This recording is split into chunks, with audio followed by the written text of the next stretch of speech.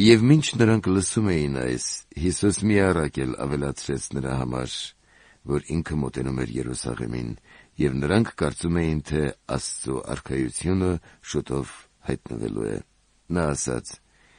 «Մի ազնվական մարդ գնաց հեռու աշխարհ իր թագավորությունը ստանալու եւ վերադառնալու համար, եւ կանչելով իր ծառաներին, նրանց 10 մնաս տվեց եւ ասաց. «Շահարկեցեք դրանք, մինչև որ գամ»։ Բայց նրա համաքաղաքացիները ատում էին նրան։ Պատգամավորներ ուղարկեցին նրա հետևից եւ ասացին.